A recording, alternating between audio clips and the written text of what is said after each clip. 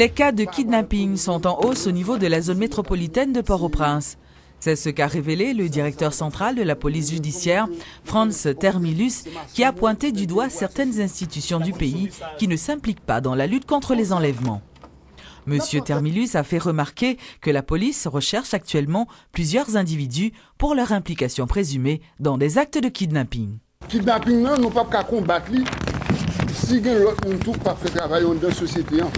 Parce que l'argent facile, là, que tout le monde a bien mené sans par contre qui ça fait, si ça va dans la société, c'est difficile pour la police pour continuer à arriver à faire tout problème qui est, l'autre monde de la société n'a pas fait travail par eux.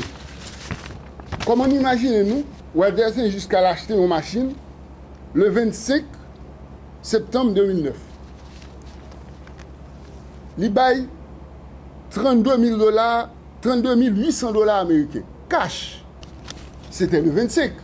Le lendemain, le 26, le deuxième non, il tournait, l'achetant l'autre machine, cash encore, monsieur son policier, $32 800. Or, nous connaissons ULCC, UCREF, il y a des quoi ou dépenser, il y a des quoi pour retirer la banque, il y a des quoi pour mettre la banque. Il y a une série d'institutions qui ont un devoir pour informer des autorités leur faire déplacement comme ça. Ou pas qu'à aller retirer l'argent coréen, ou pas ni à le mettre, ni à le retirer sans que vous pas dit ou pas bail justification quand on joue comme ça. Là, on a pas de faire kidnapping et là, on a des cobs, là, la banque, là, on a déposé cob, pas que personne ne peut dire côté sortir comme ça, ça lui fait comme ça. Et non plus, tout le monde a retiré combien de cob, en quantité d'argent. Il faut qu'il dise ça va faire comme ça. On notaire qui recevront l'argent, des milliers de dollars en liquide pour le volontaire. Par exemple, il y a un groupe, M. Sao, il y a des cas bâtis là sous le tabac. C'est des châteaux, il y a l'acheté, il n'y a pas aucune justification. Et puis, qui ça pour les grands faits? Ils mettent fait kidnapping jeune parce que là, toujours un côté pour le blanchir comme. Alors, nous voulons mettre tout le monde face à la responsabilité par eux. Parce que nous-mêmes, ne faisons pas nous, mais il faut que l'autre monde ne fasse pas eux tout.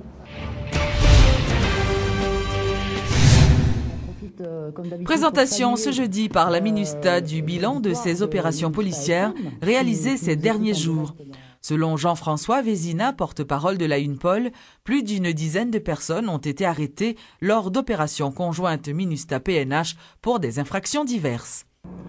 Alors, à l'intérieur de l'opération, 153 personnes ont été impliquées.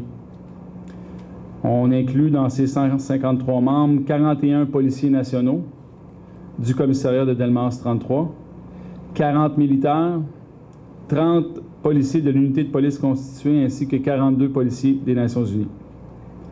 Alors, résultat intéressant, 150 personnes ont été contrôlées, à l'intérieur duquel 10 personnes ont été arrêtées, puisqu'ils seraient associés à un gang très actif dans le camp Jean-Marie Vincent. Alors, fait important, on a même rapporté que lors de l'opération, des résidents du camp ont accueilli les arrestations par des applaudissements. Alors maintenant, la deuxième opération s'est tenue le jour suivant. Toujours une opération ratissage tenue à Cité de Dieu, à Portail-Léogane. Alors le 9 avril, entre 6 h le matin et 9 h 30. C'est encore une fois une opération menée à la demande du commissaire, du sous-commissariat de Portail-Léogane, afin d'appréhender les membres d'un groupe criminel très actif dans ce secteur précis de la capitale. Encore une fois, il s'agit d'une opération conjointe militaire, police des Nations unies, ainsi que des membres de la police nationale d'Haïti. Plus de 200 personnes furent impliquées dans l'opération, soit 160 militaires, 16 policiers des Nations unies, incluant 35 policiers de la police nationale d'Haïti, dont 2 équipes SWAT. Résultat, 8 personnes ont été interpellées et ces 8 personnes seraient également membres ou reliées de près à un gang très actif et dangereux. Selon les informations que nous détenons, un des suspects serait relié au meurtre d'un agent de la PNH. D'ailleurs, la PNH enquête présentement sur ce dossier. Les séances d'audition des candidats contestataires vont bon train au niveau du Bureau du contentieux électoral national en vue de la publication des résultats définitifs des élections présidentielles et législatives au plus tard le 18 avril prochain. C'est ce qu'a annoncé le directeur de communication du CEP, Pierre Thibault Junior.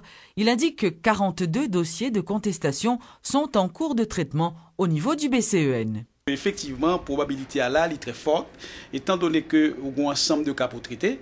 Et l'heure où parle le résultat, il faut tenir compte justement de BCEN, de décision que BCEN prend.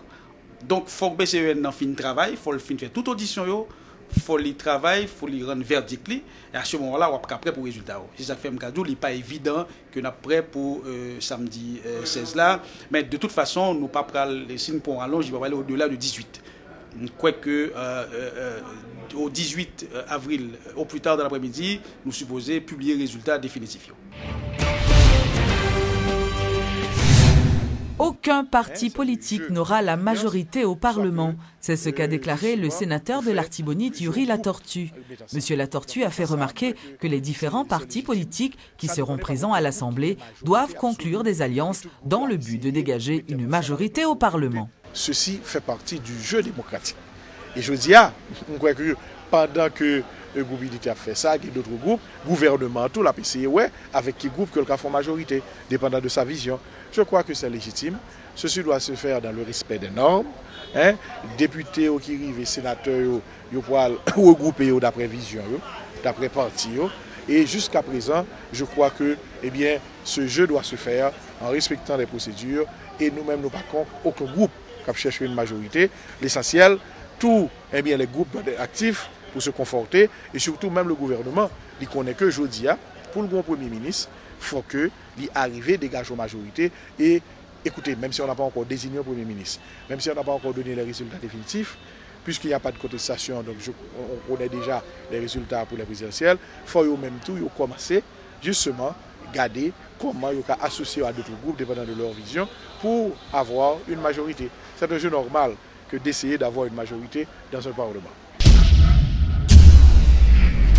Le signe le plus tangible d'impunité que le prochain gouvernement puisse donner serait de jeter à la poubelle le dossier relatif au procès de Jean-Claude Duvalier.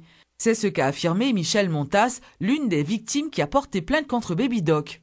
Lors d'une conférence de presse organisée ce jeudi par l'organisme international de défense des droits humains Human Rights Watch, la veuve de Jean-Léopold Dominique a appelé les institutions nationales et internationales de droits humains à saisir le dossier de l'ex-président à vie en vue de rendre justice à toutes les victimes du régime des Duvalier. Aide ça a plusieurs aspects. Il y a un aspect aider victimes, collectif victimes.